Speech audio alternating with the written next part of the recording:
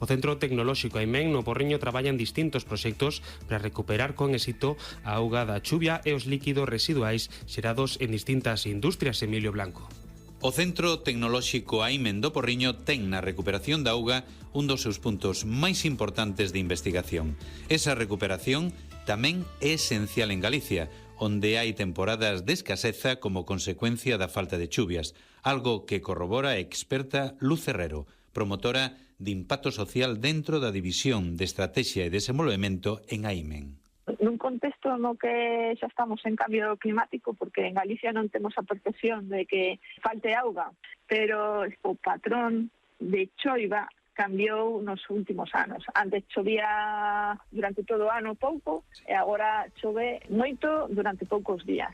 A descontaminación e recuperación da auga de chuvia que entra nos sumidoiros é un dos plans estrela que AIMEN axuda a desenvolver nas instalacións de Viacua no polígono da Sionlla en Santiago. Trátase do programa Baterrán, que financia a Comisión Europea e que imita o que sucede nos humedais que se encontran nas ribeiras dos ríos para eliminar os contaminantes que a auga de chuvia adquire en forma de microplásticos e outros organismos no seu contacto co chan.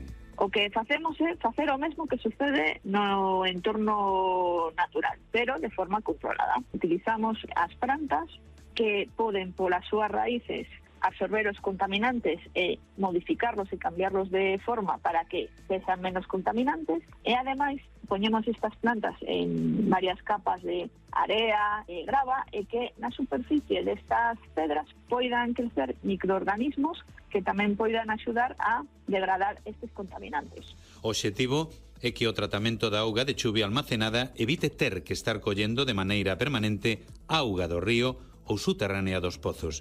E todo isto para que tipo de usos? Explícao a experta Luz Herrero. Estamos investigando no marco de outro proxecto no que tamén colaboramos con Viacua cales son as posibilidades de reutilizar esa auga na contorna do polígono industrial. Se esa auga podemos empregala, por exemplo, para regar os xardíns ou regar as toas verdes que estén nos arredores, ou tamén se pode empregar para outros usos dentro do polígono, para as empresas que están ali.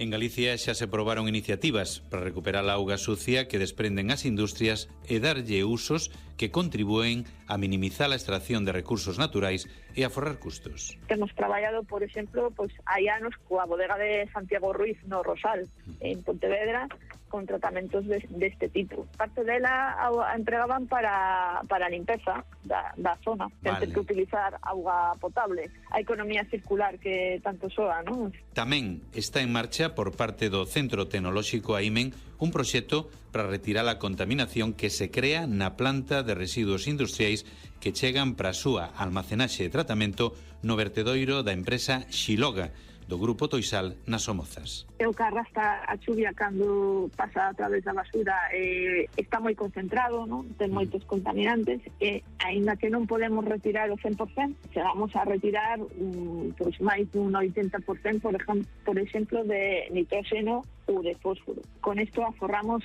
moitos costes de operación e mantenimento no vertedoiro, porque xa non ten que levar camións, recoller o vertido e levar a outro sitio para que o traten.